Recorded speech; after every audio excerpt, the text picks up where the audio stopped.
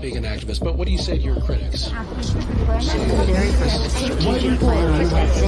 Again, you're being an activist. I am not. That's not appropriate, sir. Who are you with? What's your name? That's an appropriate question for you to ask. You're going to ask how many questions? You get 3? What a stupid son of a bitch. Good morning, Liberty lovers, Liberty curious, and anyone else tuning in to Friendly Fire. If you're watching live, then let me especially thank you for tuning in so early. I want to point out very quickly that this show has been pre-recorded, so please keep that in mind. We will not actually be present to answer any questions that you might throw into the chat.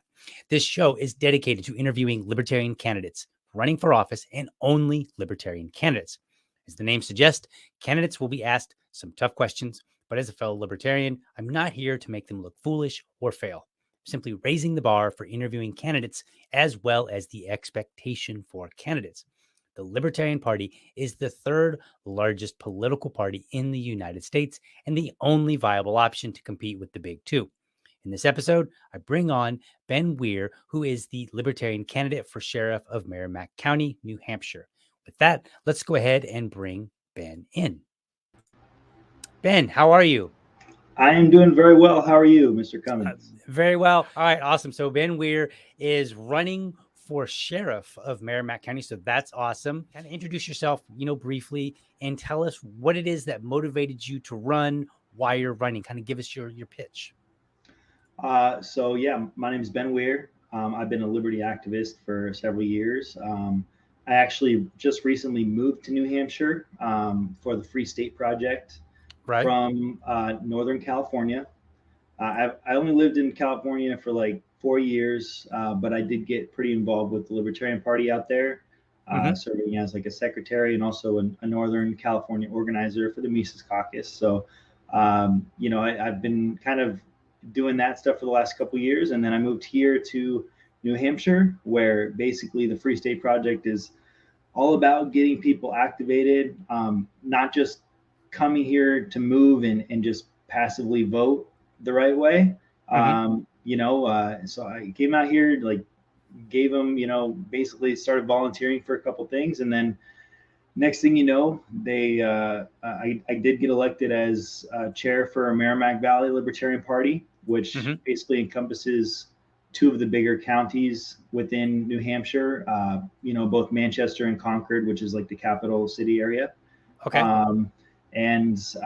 For me, I have a goal in place to help grow both the county party, the state party, and just help liberty as a whole in New Hampshire. So, I like to lead by example. And if I would like to see somebody run for office in the future, I want to show people that anybody can do it. And, so kind of lead by example, put my name on the ballot. And at first, this started off as just me being like the third guy on the ballot, just giving people a third option for county sheriff, because compared to like a state rep or a state senator, the sheriff actually has a lot of constitutional power in the New Hampshire Constitution that's overlooked and often not utilized. Whereas, you can essentially, I'm running as like a constitutional sheriff. So essentially you can nullify all gun laws. Okay. And we're going to get into that in a little bit here. Yeah, we'll get into all that. But really, I was kind of like looking into what can I do, as a newer resident. Some of the positions have requirements that were like, you have to live in the state for a minimum of like 5 or 7 years. Gotcha. Whereas county sheriff, all you need is like to be a county voter, resident, domiciled within the county. And then you just have to be like a registered voter within that county, and that's it. So no prior law enforcement requirements? No, there's no prior law enforcement requirements at all. And actually, I kind of, the way I'm kind of telling people, pitching it to people is that that's not a bad thing. I think it offers a really good kind of checks and balances to the system. I think that, it's an intentional thing for them not to have put that in the New Hampshire Constitution, because really, like, power does tend to corrupt people. And, if you really did get in a situation where you were an elected sheriff overseeing law enforcement that's basically been progressively becoming more corrupt over the last 35 years. If you have a lifelong career veteran cop, are they going to do the right thing? Are those people going to do the right thing if they're put into that position, or are they going to protect their best friends that they've served their entire life with? Right. Right. So that's kind of, my spin on the whole thing. Gotcha.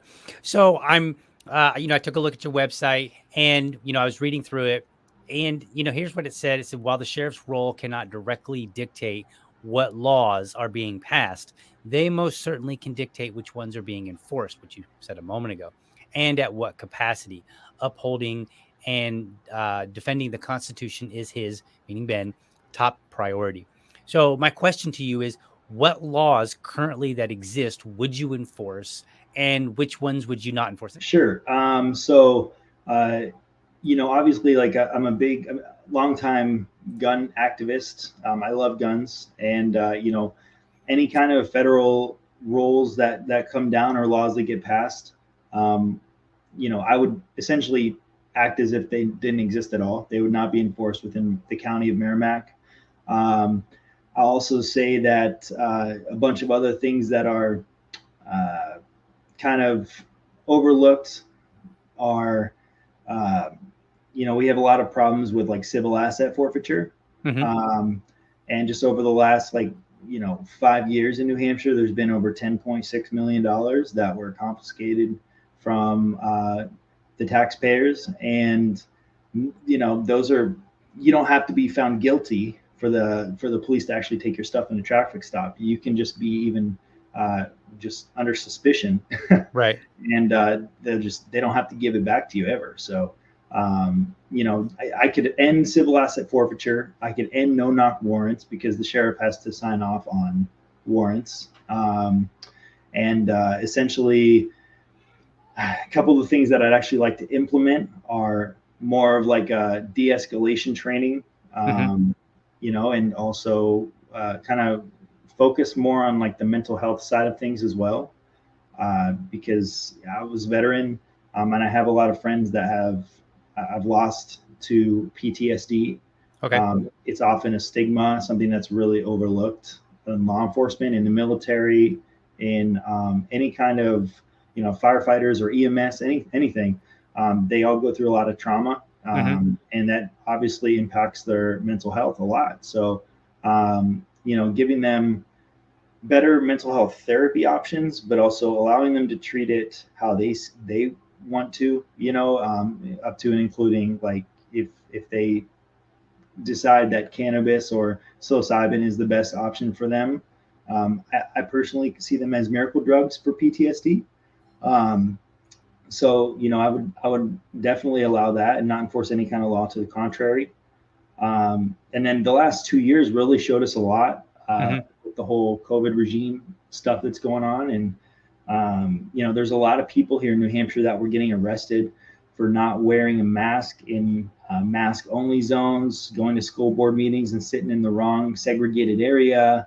So they were actually arrested? They were arrested. Wow. A lot of people were arrested. Like Nolan, the chair for LPNH, was arrested at a school board meeting for sitting in a mask only zone without a mask. Gotcha. Like he was going there to stand up for his daughter's medical freedom. Right. I may have to write that and just take a note of that because, I'm from Florida here, and there is a little bit of sibling rivalry between Florida and New Hampshire. Yeah. And I know you New Hampshire folk are always boasting about how much better your freedom is. And to my knowledge, nobody was arrested over a mask here in Florida. So point for Florida.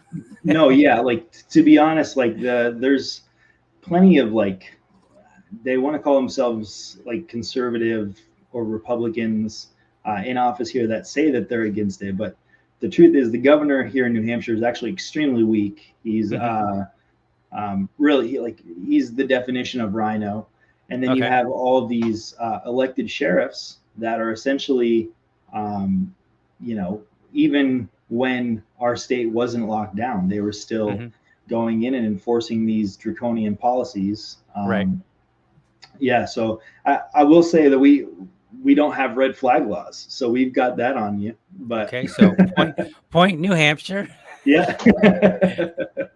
So okay, so now you mentioned some laws that you would not enforce, or you would be more flexible in how they are enforced.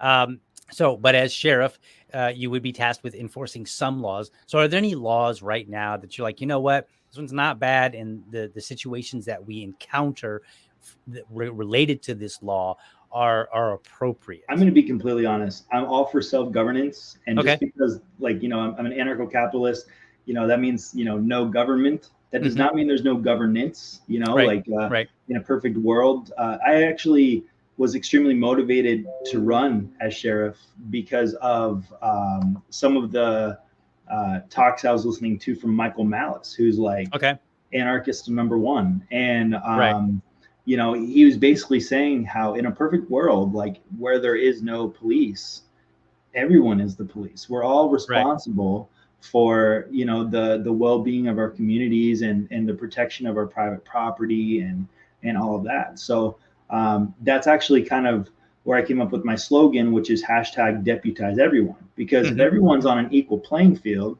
you really don't have to wait 15-20 minutes for a cop to show up and try to find the bad guy. Like we're all have an equal obligation to protect our community and our property and people's lives. So I don't know. There's, for instance, we did just pass a law here in New Hampshire, 1178. It's not a perfect bill, but I do think that it's okay. But essentially what it does is they said that they would not enforce any kind of federal law or presidential executive order when it comes to guns.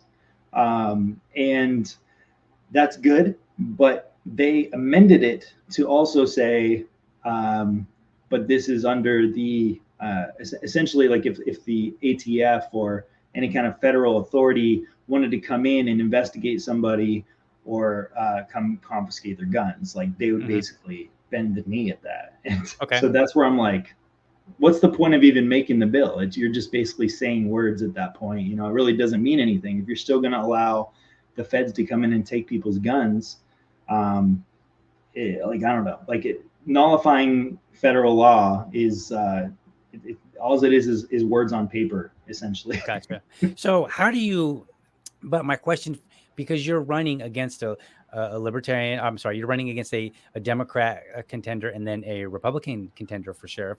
So for the people that are Democrats and are Republicans, what is your selling point to them? And I imagine it's slightly different. What's your selling point to them when they hear this and they're like, wait a minute, like how does their base get kind of intrigued by you and say, you know what, maybe we ought to give this guy a shot?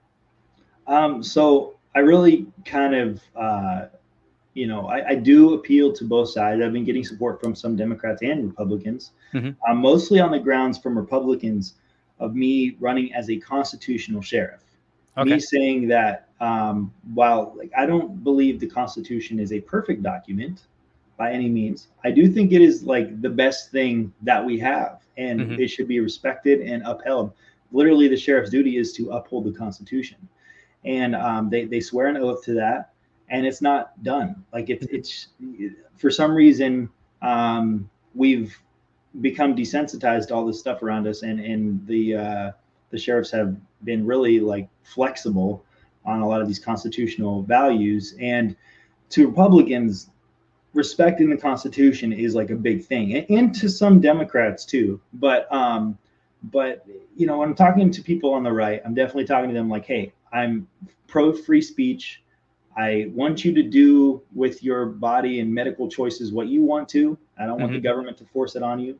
Right. And I respect, your gun rights, and that sells them. Okay. That's like, they know I'm not a statist or a bootlicker, and I'm not going to come arrest them at a school board meeting. Right. When I'm talking to people on the left, my primary points of talking are definitely on mental health and on de-escalation training, because also over the last couple of years, we've seen things where Chauvin kneeling on George Floyd's neck until he died. Even looking back at like Eric Garner being killed for, selling menthol cigarettes. Mhm. And in terms of mental health, if you have an officer that has a healthy mind, will be more likely to have a healthy relationship with their community. And Democrats are all about community. So if you tell them, like, I'd also like to have like a community kind of watch program where you can interact directly with law enforcement and maybe give them like a grade, tell them how they're doing, give them feedback. That doesn't happen very often. But if you have something set in stone, like some kind of board in place where they can directly, be in contact with law enforcement, that sells them too, because they just want to be heard. What I mean? Everybody just wants to be heard. So I've definitely been able to appeal to both sides, and I've gotten some haters, mostly just people who hate the Free State Project, to be honest with you. I'm not very shy about being a Free Stater, but outside of that, like, I've actually had an overwhelming amount of support, plenty of donors, and actually it's scaring the establishment. There's been a lot of pushback from the government more than anybody. So okay. Awesome. Also found out that you are a former infantryman in the U.S. Army. Yeah. One of the things that I've noticed is that there have been a lot of people on social media. Someone will have some military training, and they'll say something like, I'm a former military member. I carried such and such weapon. No civilian should ever have an AR-15. Mm-hmm. So what would you say to another service member or former member of the service who says that? Like, what's your response? I always kind of just go back to, like, the first time I shot a gun was when I was 5 years old. I shot competition from when I was 8 years old until I was like 14 or something like that. And then, I from there on, I was like an avid outdoorsman. Then I went to the Army. And now I'm just like a gun collector, outdoorsman, all of the above. I love guns. But from a very young age, I was taught to respect a gun and to respect the power of a gun. And never one time did I think about taking a gun to school or shooting it at another human being. Like, that's just not something that happened. Right. And coming from someone in the military that's anti-gun, I believe that's often related to some kind of trauma that has come up in their past, because they've been told to do something that morally they probably shouldn't have had to do. For me, I'm very anti-war. I'm actually organizing like 8 Defend the Guard rallies across the country through the Veterans Caucus. And I respect anybody's opinion, but I don't want them to enforce that on everyone else through the government. Like, that just makes no sense. If you don't want to have a gun in your life, that's absolutely your decision. If you don't want to be around guns, maybe move to Massachusetts or California, where they're like fewer and far between. But at least up here in New Hampshire, like, your guns are everywhere. Like, you see people open carrying everywhere. Like in Texas, I'm sure in Florida as well. You have open carry? We have constitution carry, so you don't need to have a permit or anything. Open carry, concealed carry, whatever you want. Check mark New Hampshire. Yeah. Because we don't have constitutional carry. I think they just passed it in Georgia. And so I think New Hampshire, Georgia, and Texas are the ones that I know that have constitutional carry. We do not. We've been kind of waiting and saying, like, hey, what's going on? And the Republicans keep giving us, all kind of excuses why they can't do it. It's not the right time, blah, blah, blah. And so, we're waiting on that. We do have concealed carry, of course. And the one good thing about our concealed carry is that it's reciprocated in like 39 states or something like that. So we got something good going there, but we're waiting on the constitution to carry. And I'll say to people who are like super anti-gun, especially people in the military, like, the Second Amendment was not written for people in the military. It was written for civilians to have the right to establish a well-regulated militia, and that they have the right to bear arms. And if the government, for some reason, becomes too tyrannical, they have the ability to protect themselves from the government.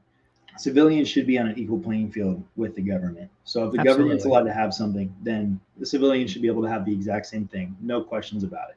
No, I I agree. don't hear people talking about disarming the police, obviously. Like, that's just a Right. conversation that doesn't happen. If you don't want anybody to own guns at all, then maybe consider moving to a state that, or a country, I should say, that doesn't allow guns or something, because it's just Right. never going to happen here in America. To me, like you said, I think we don't talk enough about how the Second Amendment it never had anything to do with hunting. It only had it, and it really didn't have anything to do with protecting your home from, like, say, a robber breaking in. That was more of a byproduct, really. That wasn't, as far as I could tell from any read of history. One, that wasn't what they intended it for, nor was it how, and then I think this is the important part. It wasn't how the people of the time understood it. They did. Right. You don't, like, people that say, oh, it should only, hunting or, home defense or stuff like that, or, what you should, what you need. They never can produce any quotes from people of the time who understood it that way.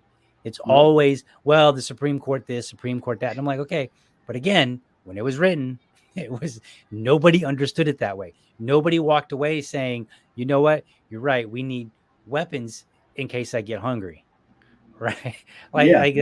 No, there are no quotes of that, but there are plenty of quotes.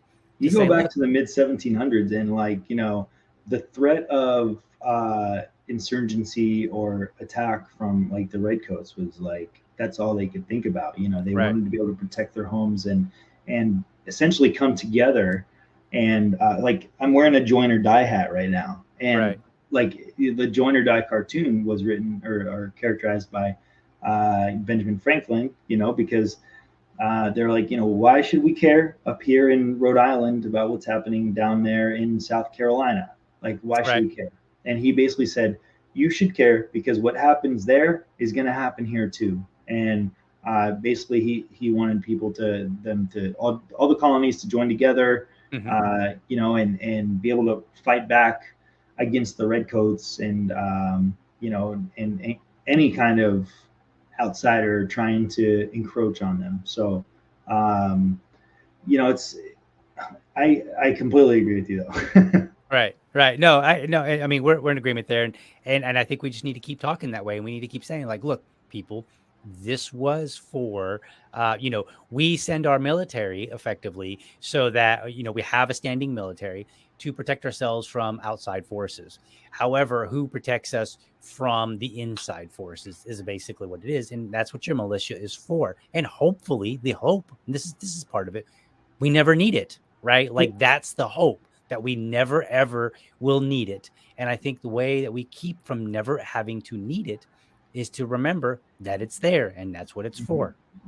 Yeah. And, who knows if the reason we have not been invaded is because of the fact that they know we have the Second Amendment, or who knows. Right. But the truth is that the United States has been dabbling in other countries' business and interventionism for so long that it's a miracle that we haven't been invaded by any other country. So given that we are literally in like 150 plus countries right now, dabbling in their business, and in 6 active wars, and then also now messing with the Ukraine-Russia situation and providing all this aid to them. It's honestly, like, it's a miracle that it hasn't happened yet. But it seems like maybe that behind every blade of grass is working in our favor, while the government's not working in our favor. Right. So, all right. So let's move on. You got something, you mentioned it earlier, and I want to talk about it. You've got this platform idea for Deputize Everyone. So the gist, if I understand it correctly, is that rather than relying on a police force to do all the to protect everybody, and to, you're going to say, hey, look, everybody's a deputy, effectively has some level of authority. So here's my question to you: is there anyone that you would not deputize, and if so, how do you identify them? I mean, so that's a hard one, but like I said, to be honest with you, like, no, like my platform is that everyone should be on the same level playing field here. And that even people that I don't like should have the ability to prevent some kind of massacre from happening at a school, or, if they see their neighbor getting their house broken into, maybe run over and stop an intruder and do a civilian's arrest. That like everyone should have that ability, like we all should be relying on each other as a community. And not so the problem therein lies is that, obviously some people could get like this superiority complex that we actually see as a big issue in law enforcement today. And that sucks. But unfortunately, I do think it's unpreventable. I don't really see a lot of way to get around that stems from ego, and you can't really control people's ego. Sure. But I will say that, in a community where everybody is deputized, everyone's on an equal playing field with law enforcement, it makes our community safer.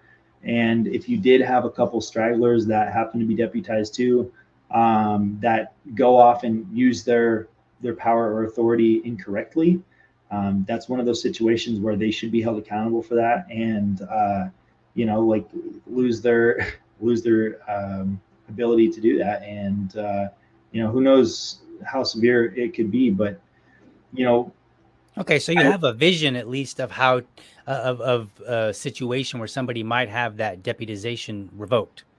Right, exactly. Okay. And looking even at like the Uvalde situation in Texas, where there was a lot of officers that were preventing armed family members from going in and rescuing their children, like those officers preventing like a deputized parent from going in there, they would have to be held accountable for that. Like they could potentially get charged with negligent homicide at that point, because they're preventing someone from doing their duty and going in and trying to save, like a kid or their family member.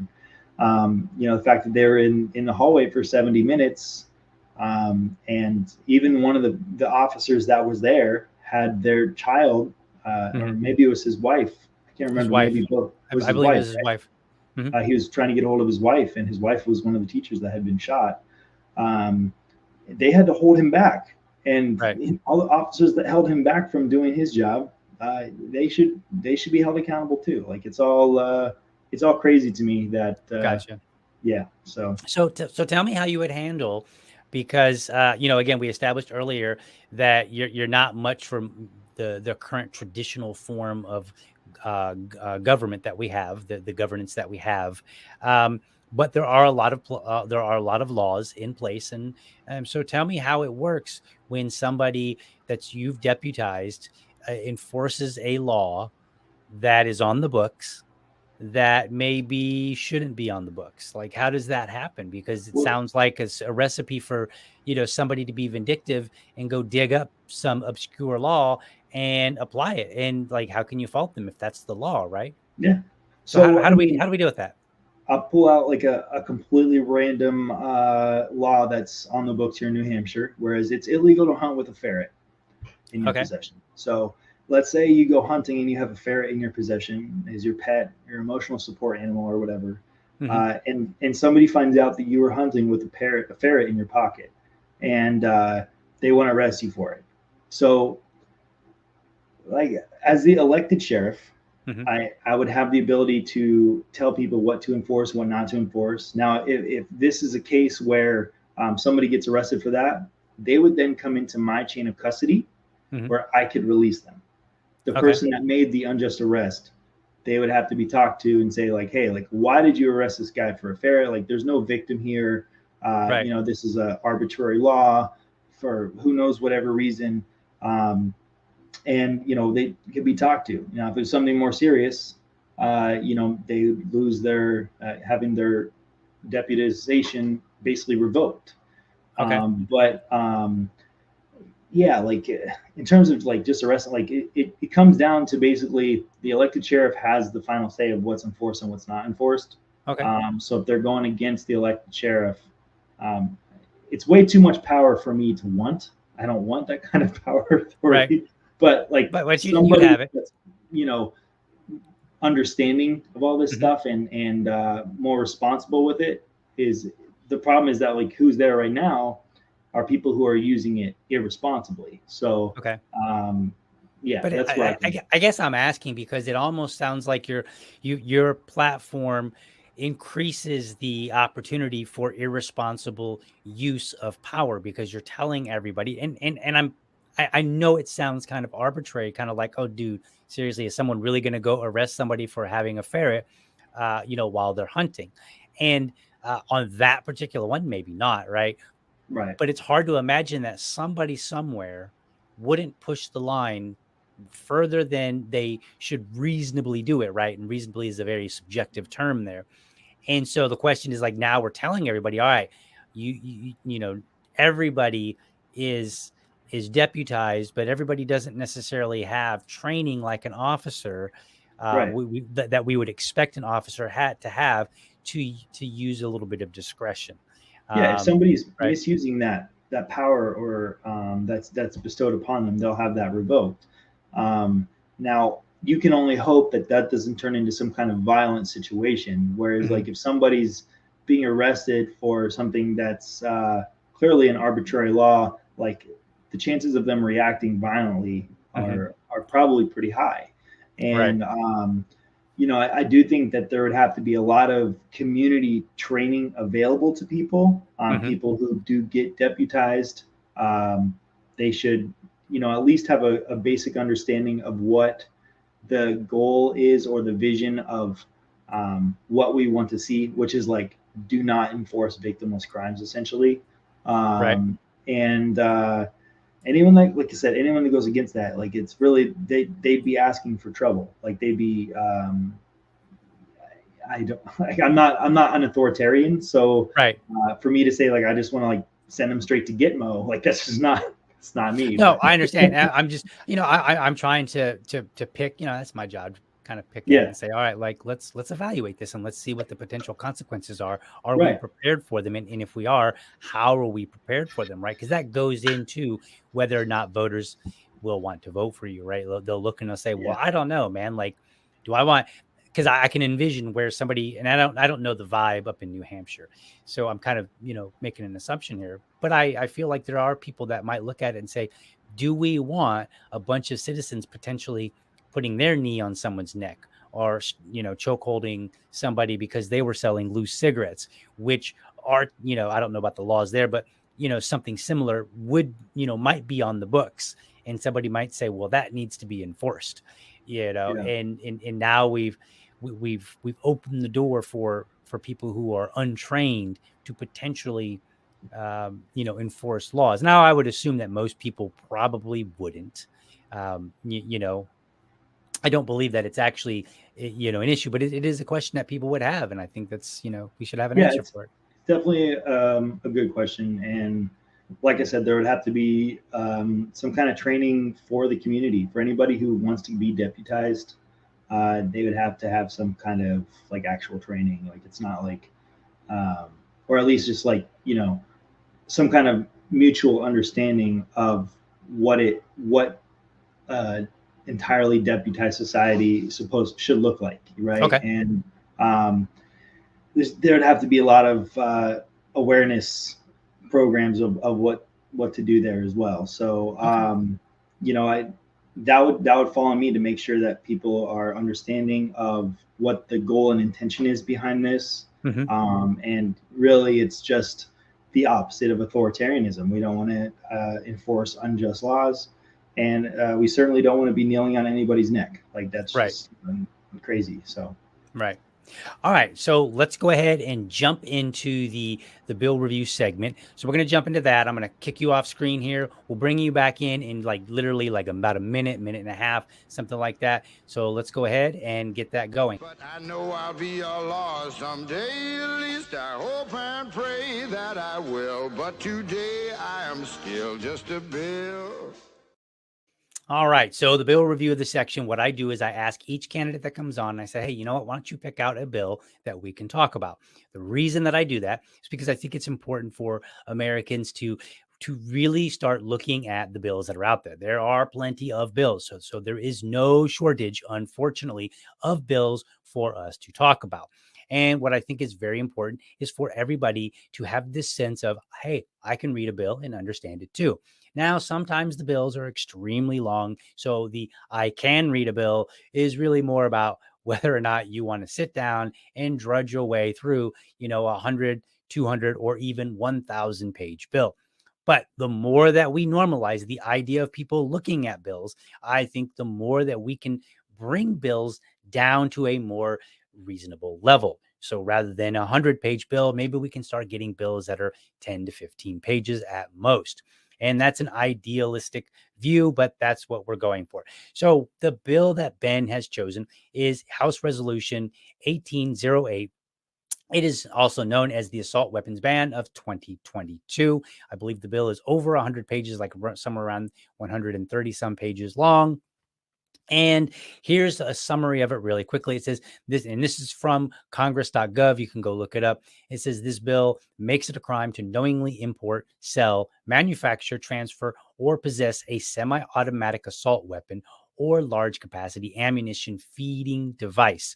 The prohibition does not apply to a firearm that is manually operated by bolt, pump, lever, or slide action, except for certain shotguns.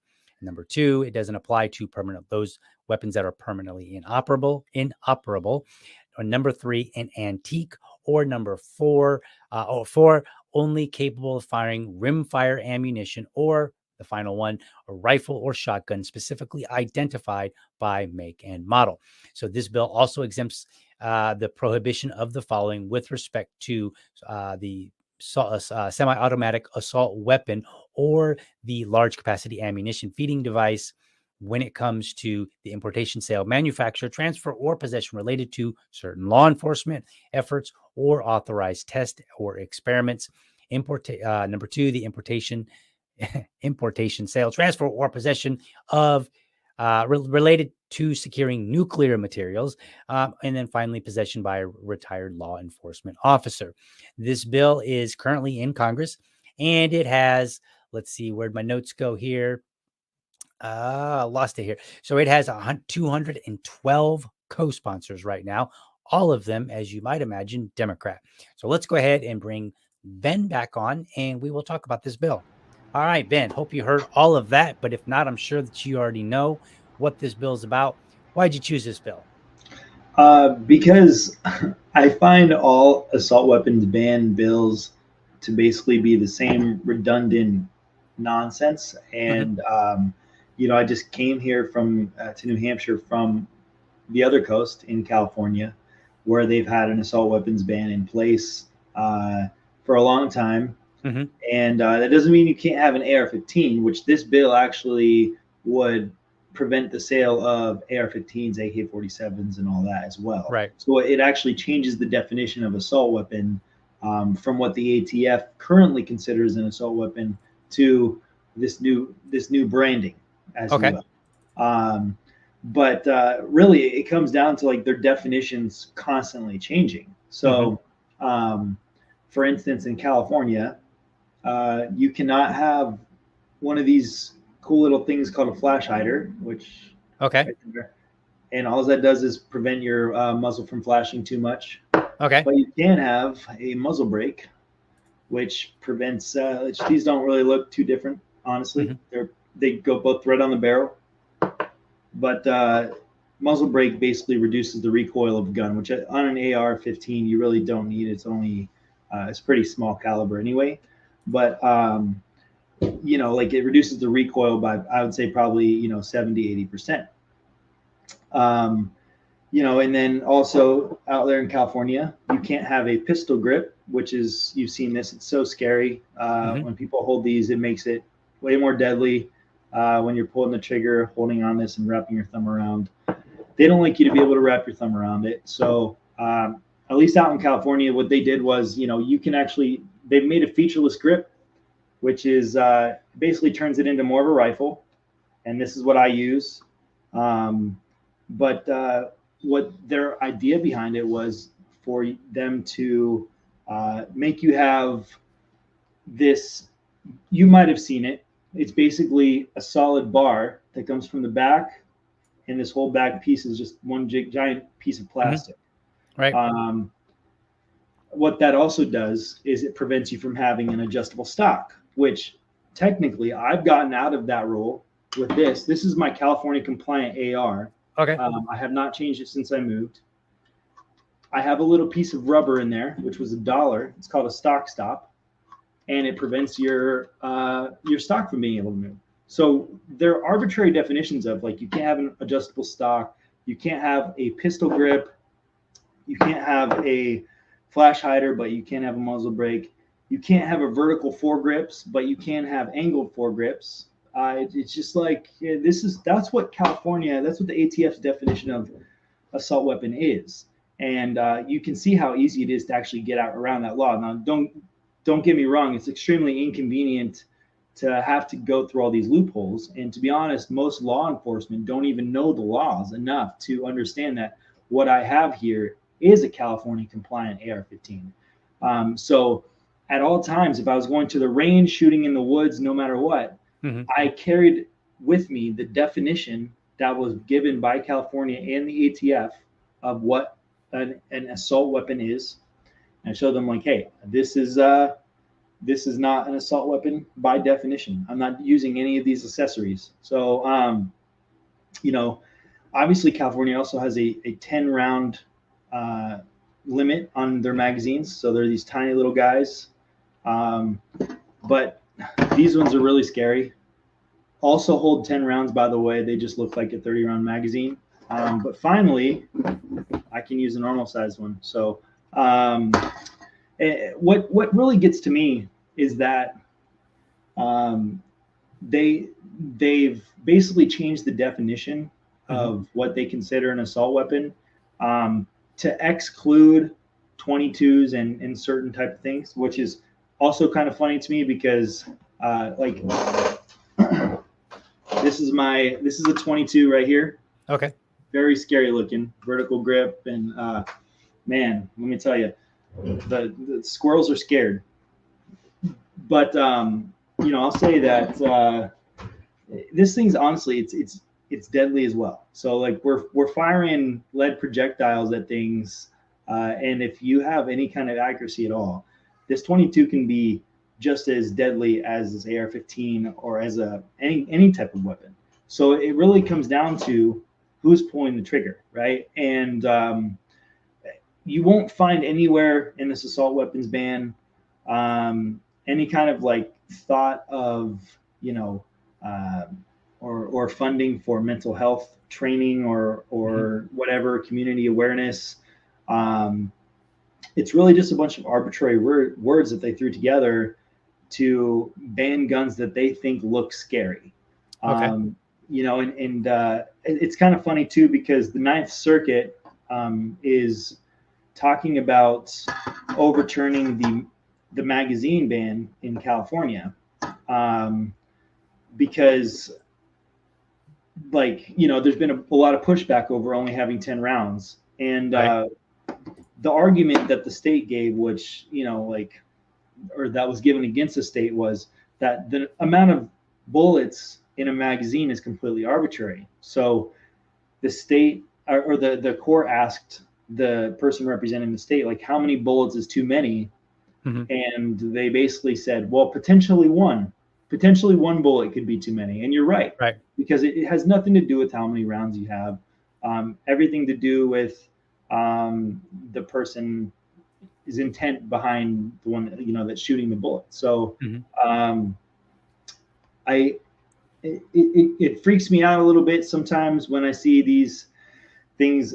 At least this one's already passed the House, so it's going to the Senate. I do think it's going to be dead on arrival. I don't think it has a chance of passing the Senate, but I don't know. We just had a bill pass all three levels that had 13 Republicans sign off on it, and I believe it changed some kind of magazine law, or honestly I didn't pay attention to it too closely because I'm in New Hampshire and we don't have to listen to it, but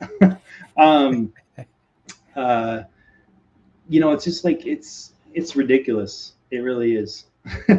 Gotcha. So let's pull that bill up real quick and we'll just take a look at a couple of things. We're not going to go through the whole bill. This bill is 128.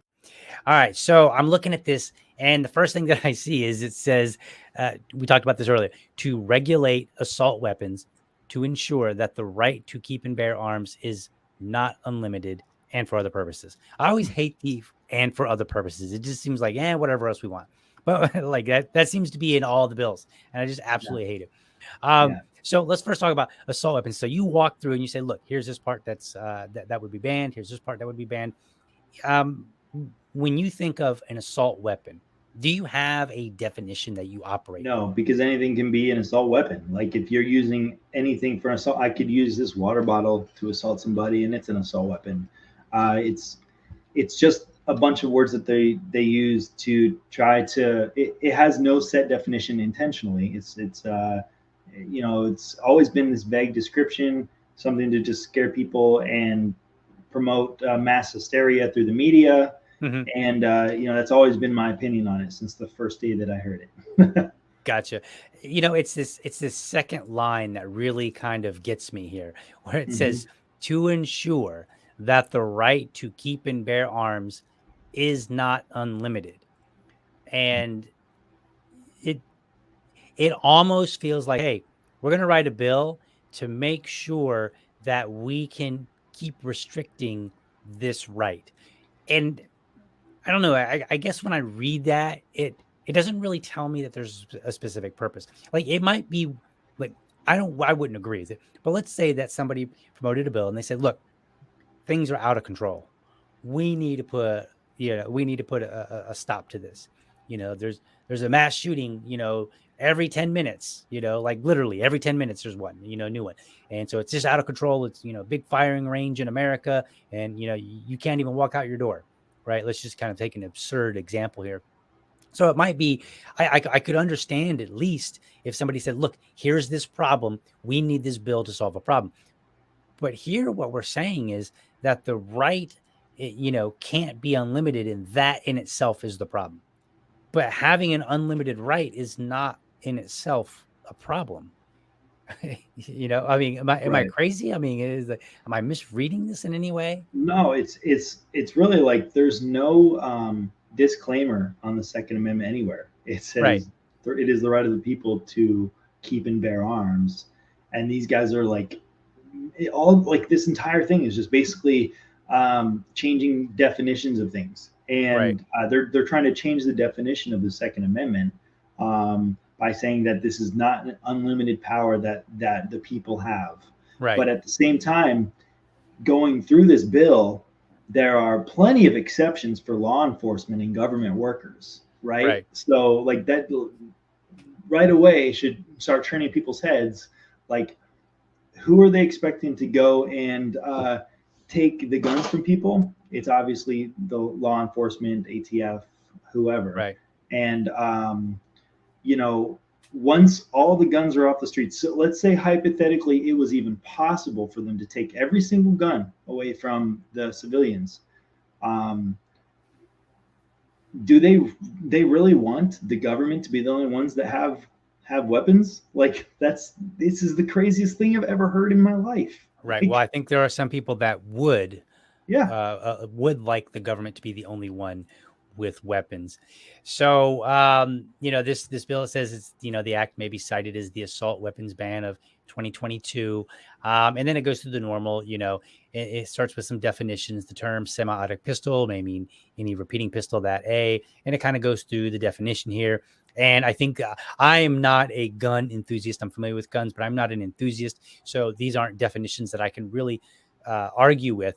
But what I thought was very interesting is if we start scrolling down here, let's see how far we got to scroll here. Let's scroll a little bit. So here's where we start getting into, I believe, the types of weapons. And it just, you start naming like, Diamondback DB-15 rifles, which I'm not even, I'm not familiar with any of these rifles. You probably are. That's fine. These are all basically just AR-15s, different makes and models of AR-15s and like types of guns. Right. And I'm scrolling on purpose so that people can see the sheer length of all these type of weapons. And I think it's very important because most people probably have never heard of any of these. Okay, so now we're at the end of that. So most people have never even heard of these weapons, most of them, right? Like I would be willing to say that probably 99% of those weapons that I just scrolled by, I'm not familiar with. I've never heard of them, nor have we heard of them being used in any capacity that requires government to do something about it, right? And when I say require, I'm talking under the current concept of the society that we live in. We see a problem, we look to resolve it, and many times we use government to resolve that issue. But again, I don't see. It's almost like looking for a problem to solve. Oh, there's a gun that's in existence, therefore we must ban it. But its mere existence is insufficient. Is that gun actually causing a problem, or is it being used in a problem that needs to be resolved? And the answer, I see it as, is no. Right. And the truth is that all of those guns that were listed pretty much covers every single gun that you would go to a store and if you look up at their gun racks, you're going to call every single one of them an AR-15. They're literally just different makes and models of the AR. Mm-hmm. For me, I actually made my AR, this California compliant one. I pieced it all together myself. But that's kind of like this whole thing with the definitions and all that. It's basically saying too that even if you make your own, if it looks like any of this, you can't have it. It's like it's banned. You can't touch it, right? So it's scary to think that there's 213 people even in existence, let alone sponsor a bill that would be like okay with trying to pass this bill, which I guarantee you, every single one of them have not read the whole thing. Like it's not possible. Right. They might have gotten bits and pieces from their staff that have told them that they've read through pieces of it, but there's absolutely no way that any of these people have actually read the bill. I don't know. It blows my mind. I think we should start asking tough questions to, those 213 people. We should, let me scroll back here real quick. It's off screen, but, let me scroll back. We should go and say, hey, Congress, Mr. Congressman, Mrs. Congresswoman, tell me what's wrong with the Daniel Defense MK18 pistol. Why should that be banned? And they might, and I would imagine that all 213 of them would be like, well, it's in the bill, right? Like that would be their best answer. Can you tell me what it looks like? I promise you that you can't. Right. They can't tell you what it looks like. They can't, they almost guaranteed couldn't tell you what round that it shoots. They couldn't tell you anything about the firing mechanism. Like, is it easily modifiable? Any of those kind of questions, like it would be unlikely that they could answer because one, they most likely haven't read the bill. Two, even if they have read the bill, they probably are unfamiliar with all the guns that they're trying to ban, and that's a problem because you should, if you're going to ban something, right now, I'm opposed to bans as a rule of thumb, but if you're going to ban something, you should have some intimate level of knowledge about what it is that you're trying to ban. Yeah, otherwise you don't belong banning it for sure. How does I want any of those people to tell me how this grip right here is any more deadly to have on there than the more angled one that I actually have on my rifle. It's the same thing, and none of them could give you a good answer. None of them could give you a good answer of why a flash hider should be illegal. It makes no sense. Like people that commit mass shootings and commit violence are not sniping people from the woods most of the time. So you don't need to hide the flash on your muzzle. So it's crazy. So then we've got Appendix A, firearms exempted by the assault weapons ban. And I would ask the same question, right? We're looking at them and I would say, I hate to say these names because I might get them wrong, but, tell me about a Benelli R1 rifle. Like, why is this one exempted? Right. And again, you probably would be able to tell the answer. I can't. And I imagine that members of Congress can't. So, I think the question that we need to start asking our Congress members is, tell me, did you read the bill? If you didn't read the bill, you should absolutely not be voting on it 100%, period. And then number two, let's start talking about the details of the bill. Why is this gun going to be banned and this one's going to be exempt? What is your rationale for it? Because if you can't tell me, then you don't really belong telling me not have, any firearm. And this is before, now we could say, hey, you know what? None of these questions matter because, your Second Amendment right is your Second Amendment right. I just believe that while we live in the society that we live in, we should be having this conversation if they're putting it up to vote in the first place. Like, okay, fine, you put it up to vote. Let's hold your feet to the fire. Let's start asking some serious questions, because if you can't answer them, one, you shouldn't be voting on it. And if you try to vote on it, well, I got to vote too. And that vote's going to be definitely to vote you out and all the other bums that are pulling the same stunt, because there's no way in the world that they should be voting on stuff that they can't speak to. And clearly, I think that you are a qualified person to talk about this, because you literally came on the show and you're like, all right, look, here's this, here's what's going on. This is what this does. This is what this does, so on and so forth.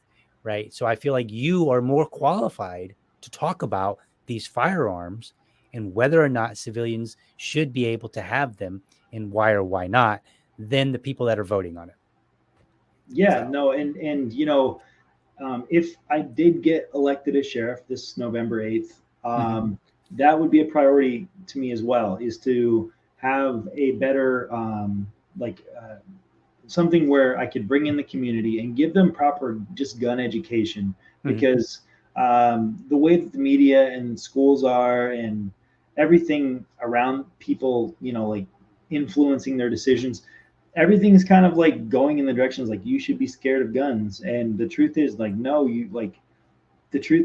guns have been around forever. And even before guns, there was other things that were used to take people's lives. And it's just been that way since the beginning of time. Like, we just had, what was it in Paris? Wasn't there a guy that drove a truck and killed like 70 people through a big crowd or something not too long ago? But,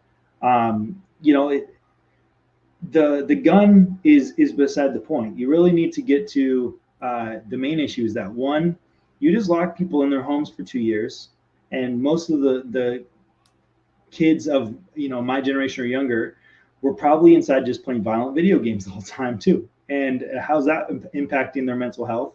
They're not able to go outside and actually have relationships and communicate with people. And that's definitely like probably wearing down on people's mental psyche. Teenagers, like the teenage suicide rate has gone up dramatically just because of the COVID lockdowns, and those are the things that the same congressmen aren't wanting to talk about at all. Well, let's wrap this up. Give us your final words. Tell us where we can find you and how people can help out your campaign. You give us all the details. Everything you want to find can be found right there on my website, www.weir4liberty.org. You can also find me on Facebook, Ben Weir for Merrimack County Sheriff. I post a lot of really cool gun memes, so you might like that. And then also, if you're planning to come to New Hampshire, I am the chair for Merrimack Valley Libertarian Party, and I highly recommend for anybody who loves freedom and wants to help us fight the state to get up here to New Hampshire and help us do it. So that's all for this week, everyone. I want you to find other episodes at libertydad.com. And lastly, remember, if you're a champion of liberty, your business is people and your product is liberty. Have a great